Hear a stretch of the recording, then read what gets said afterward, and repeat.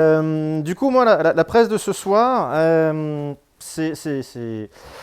pour ceux qui ne me connaissent pas, donc je suis Loïc Boutet, je suis le président d'Hexagonal, présenter un peu la boîte. On est une cinquantaine aujourd'hui, dont un bon 35 développeurs, quelque chose comme ça. Donc dans l'étape de recrutement, on a un test technique à la fin où on demande de coder une petite app. Et en fait, du coup, j'ai dû faire au moins entre 100 et 150 tests techniques et 150 reviews de tests techniques. Et j'ai essayé de faire une compilation des erreurs les plus fréquentes que je voyais et de mes remarques celles que je fais un peu le plus souvent.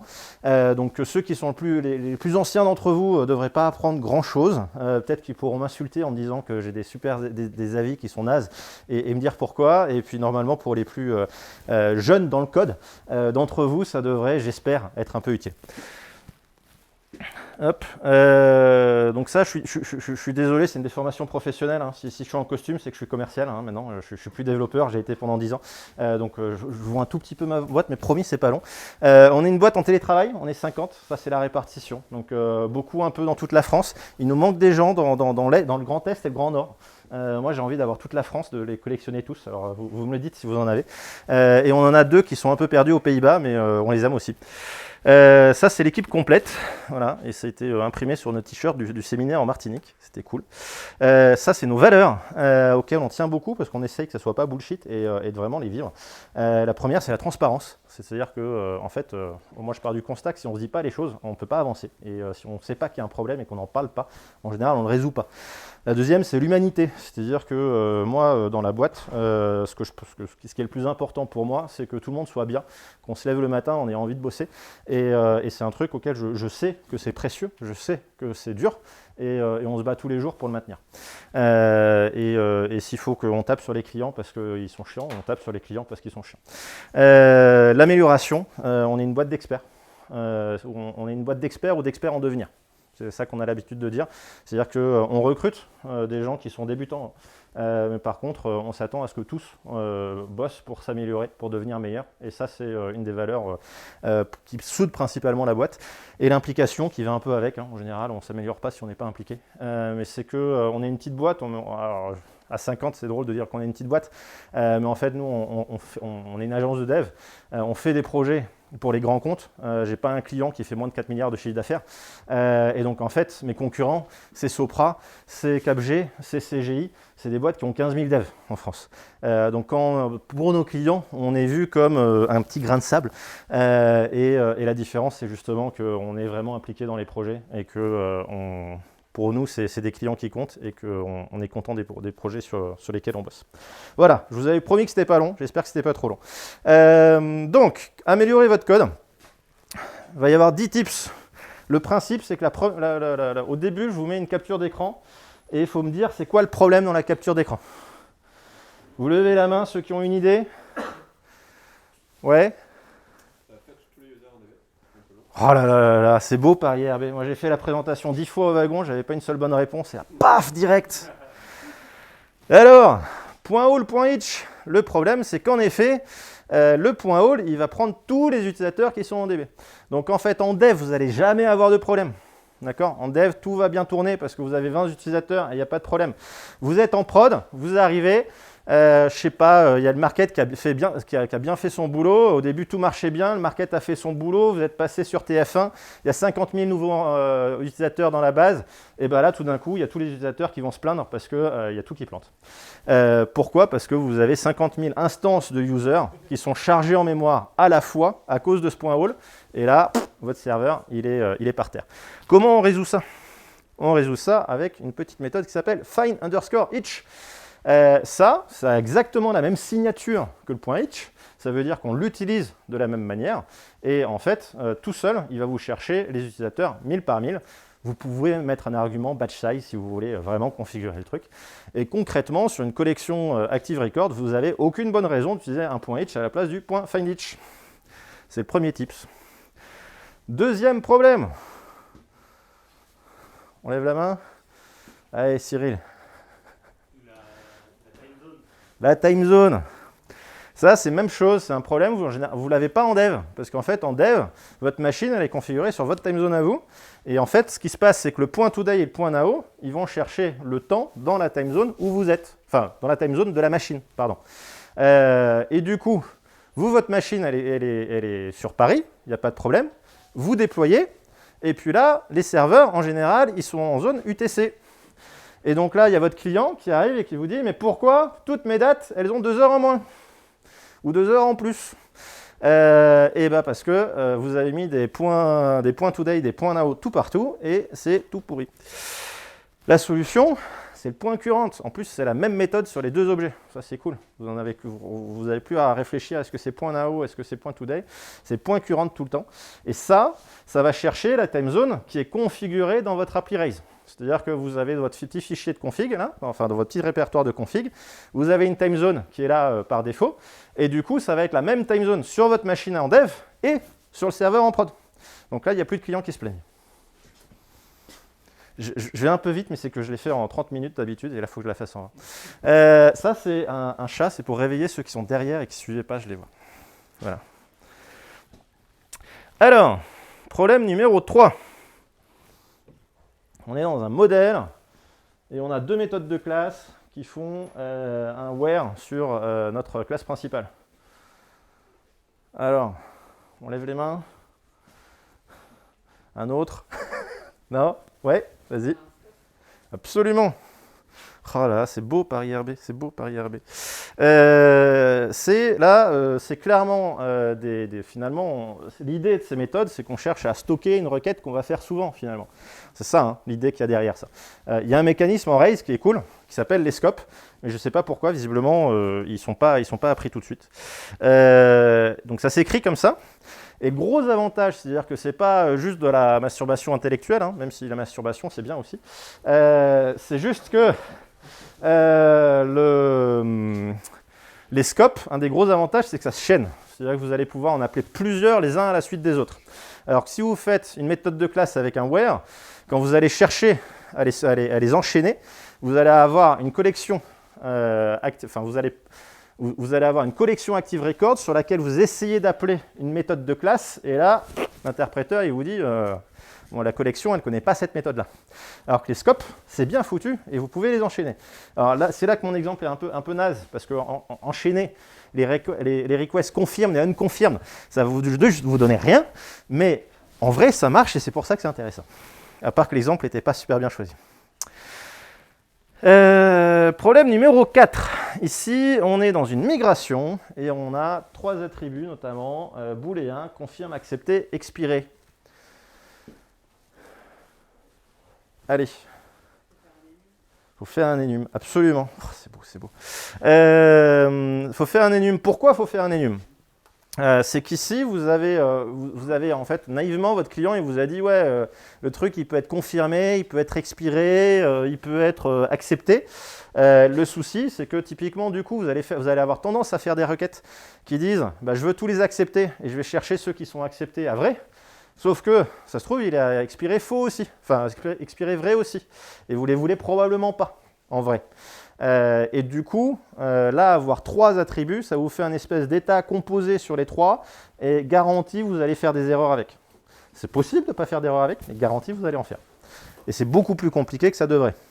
Donc, la bonne solution, c'est qu'encore une fois, Rails vous donne un petit mécanisme assez sympa qui est les enums.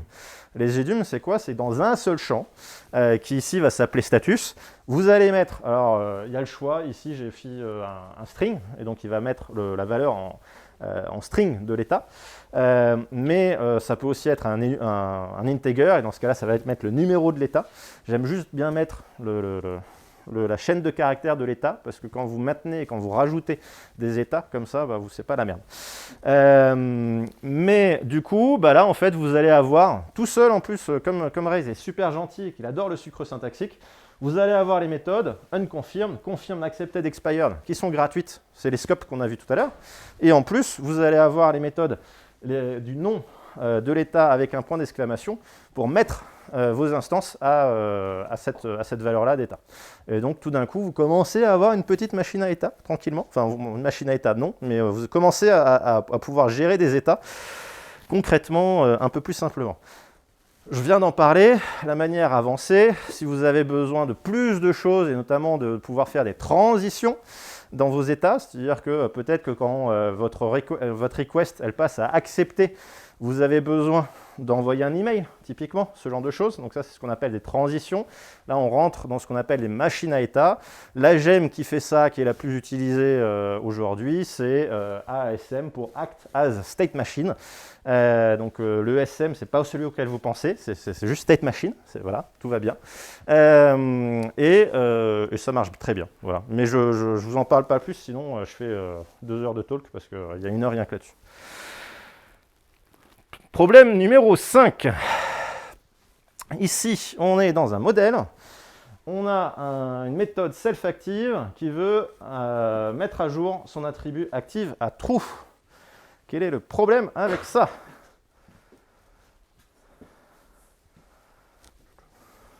Quelqu'un d'autre? Ouais. De quoi? Ouais, bah alors là c'est plus ou moins lié à ça. Le problème pour moi, c'est que là le code il ignore complètement les erreurs. C'est-à-dire que là vous appelez un update true, votre base de données elle est morte. Ben, en fait le code, là l'update il va vous renvoyer faux, mais vous êtes là, c'est pas grave, il n'y a pas de souci.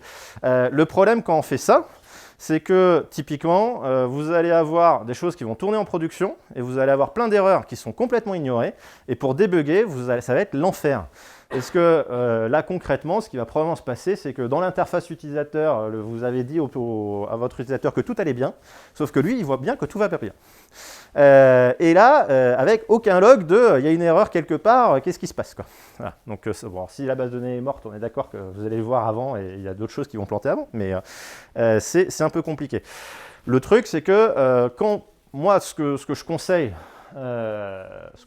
c'est que tout ce qui est code exécuté dans la partie back, dans les métiers, dans vos tâches rec, dans tout ça, utilisez les méthodes update save avec point d'exclamation. Elles vont vous renvoyer des exceptions et au moins s'il y a une erreur, ça plante vraiment. Et en fait, vous savez, parce que l'exception, elle va remonter et votre truc va s'arrêter et vous allez avoir un vrai log d'erreur. Vous allez savoir vraiment où ça plante et vous n'allez pas avoir un truc qui continue de tourner alors qu'en en fait, il y a plein d'erreurs dedans. Ça, c'est la photo de chien. C'est pour pas qu'on dise que je suis team chat. Voilà. Moi, il n'y a pas de problème. J'aime les deux. Alors, problème numéro 6. Alors là, on commence à être dans ceux qui sont un peu plus d'opinion de ma part. C'est quoi le problème là-dedans? Vous avez 2 méthodes, une qui met un job dans 1 semaine et l'autre qui le met à demain. Il y a un point commun aux deux. Le point commun, c'est que vous êtes en train de mettre des jobs dans le futur. Moi, c'est un truc, ça m'irrisse les poils. Pourquoi ça m'irrisse les poils des jobs dans le futur? Parce qu'en fait, moi, je ne suis pas Madame Irma, je n'ai pas de boule de cristal. Comment le job et quelle signature le job va avoir dans 1 mois, j'en ai aucune idée. Et donc là, en fait, vous êtes en train de faire un contrat avec vous-même que ce job-là, il aura la même signature dans 1 mois et qu'il n'y aura pas de problème. Autre problème, c'est que si vous voulez changer la signature, maintenant, il faut non seulement changer dans le code, mais en plus, il va falloir que vous alliez enlever tous les jobs qui ont la mauvaise signature dans votre queue de job, donc dans votre Redis ou autre, pour ensuite essayer de les remettre. Et donc en fait, au lieu de faire un simple déploiement où vous arrivez et vous avez changé votre code et tout se passe bien, vous vous êtes créé plein de problèmes. Voilà. Donc en termes de maintenance, c'est pas cool. Et il y a une solution toute simple pour faire ça, pour changer, pour faire face à ce problème-là, c'est... Pardon? C'est ça. C'est que au lieu de se dire je mets un job dans le futur, on réfléchit aujourd'hui qu'est-ce qui doit tourner. Et du coup, ça vous force aussi à avoir les dates qu'il faut, etc. dans votre modèle, dont vous allez probablement avoir besoin de toute façon. Donc c'est plutôt cool. Et là, il n'y a pas de problème. Vous déployez et le lendemain, il y a le nouveau code qui s'exécute sur les bons objets et tout le monde est content. Il n'y a pas de problème de maintenance. C'est quoi ça? C'est une regex. Alors, le problème complet, c'est ça. Ça aussi, alors là, on rentre dans le domaine de l'opinion. Mais alors, moi, les regex pour valider des emails, c'est un truc qui m'irrisse pour plein de raisons. Donc, première chose, c'est qu'il y a un dicton en informatique. Hein. Vous avez un problème, vous utilisez une regex, maintenant vous avez deux problèmes. Pourquoi? Parce que, en fait, je pense que, alors celle-là, elle est encore à peu près simple, mais déjà celle-là, je pense que, levez la main ceux qui comprennent là, la regex. Putain, on a un public averti ce soir. Mais bon, il y en a quand même la moitié qui ne le comprennent pas. Et du coup, ça veut quand même dire qu'il y en a la moitié, quand ils doivent reprendre ce code-là, ils vont se dire, oh putain, en fait, je vais te faire confiance.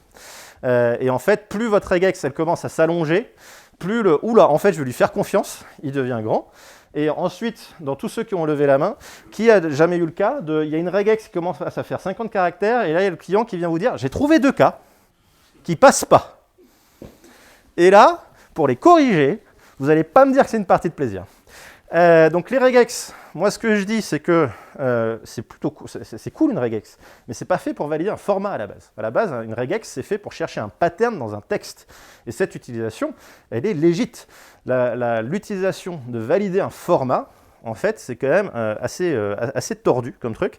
Et en plus, c'est assez connu que les regex sur un email, en fait, il n'y en a aucune qui tourne vraiment. Elles sont toutes fausses. Donc, pourquoi utiliser un truc faux? Donc, il y a une première solution un peu naïve, c'est que déjà, si vous écrivez ça, c'est-à-dire que si vous utilisez la regex qui vous est fournie dans le module URI, donc par Rails, il me semble, ou peut-être Ruby, je ne sais plus, et bien déjà, au moins, là, n'importe quel développeur débutant, il dit, OK, le format, il doit être à ce truc-là qui est appelé dans le code. Bon, bah déjà, ce n'est pas mon problème, moi, je ne la maintiens pas. Donc là, ça, c'est cool, parce que moins on écrit de code et moins on maintient de choses, plus on est heureux. Le problème, c'est que celle-là, comme les autres, alors elle est meilleure que les autres, hein, mais comme les autres, elle ne marche pas complètement. Et donc, en fait, la vraie solution, quand on veut valider un email, c'est d'envoyer un email. Parce qu'en général, vous arrivez et vous avez un requirement qui dit « je veux vérifier l'email ». OK, bah, en fait, vous envoyez un email, le gars, il n'a pas reçu l'email, il ne peut pas valider son compte. Votre email, vous savez qu'il est vrai. Parce que sinon, la regex, c'est bien gentil, on l'a tous fait, hein, le toto@tata.com. Votre email, il passe la regex, mais en fait, il est complètement useless. Le problème ici, donc on parlait d'email, là typiquement on est dans une situation, on veut envoyer un email de confirmation, du coup on veut créer un token pour que dans l'email, on puisse identifier la personne. Il y a un gros problème ici. C'est assez évident.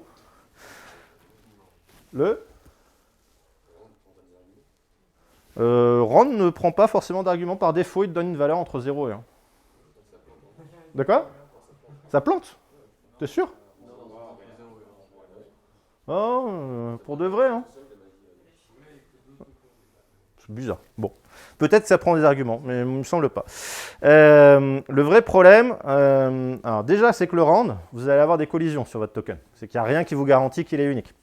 Le deuxième problème, c'est que là, vous êtes parti en fait dans une mauvaise voie. C'est-à-dire que là, vous êtes en train de commencer à vouloir faire de la sécurité. C'est ça en fait. Là, en fait, quand vous envoyez un token pour identifier un compte, c'est que vous commencez à faire de la sécurité. Faire de la sécurité en tant que dev, en général, c'est une mauvaise idée. Pourquoi? Parce que en fait, vous avez des centaines de gens qui sont dehors à essayer de craquer tous les sites par n'importe quel moyen et qui ensuite essayent d'automatiser ça et machin. Et vous n'avez jamais fait, enfin, sauf si vous en avez fait, mais en général, on n'a pas partiellement une grosse formation en sécurité. On n'a pas des heures à passer. C'est-à-dire qu'en fait, en général, là, sur une fonctionnalité comme ça, concrètement, vous avez à peu près 10 minutes pour la coder. Et encore, je suis généreux. Et donc en fait, sur les 10 minutes, réussir à penser à tous les problèmes de sécurité, ça va juste être la misère. Et par rapport à des gens qui ensuite, le code il va tourner pendant 5 ans, et pendant 5 ans, il y a des gens qui vont essayer de le péter. Donc le combat est juste pas très en votre faveur. Et donc en général, quand il y a de la sécurité, il y a des bibliothèques qui sont bien faites, et il y a le framework qui vous donne des choses. Sauf que vous ne les connaissez peut-être pas, mais c'est le moment de se renseigner. Typiquement, quand vous voulez créer un token, Rails, il est gentil, il sait que les tokens, c'est assez important, et vous faites as-secure token, et ça y est, vous avez un token qui est unique, qui est solide, et là, tout d'un coup, les mecs qui essaient de craquer votre site, ils se battent plus contre vous qui avez 10 minutes pour implémenter la fonctionnalité, ils se battent contre l'équipe qui maintient Ruby on Rails, et là, tout d'un coup, le combat, il est déjà un peu plus fair, quoi. Voilà. Alors, bon, là, on tombe dans les problèmes hyper bateaux. On a ici, je le fais vite parce que je crois que j'arrive au bout de mes 20 minutes. Donc, attention au hash nested, pour les débutants, vous avez une hache dans une hache. Attention, si la première clé vous renvoie nil, la deuxième, ça plante.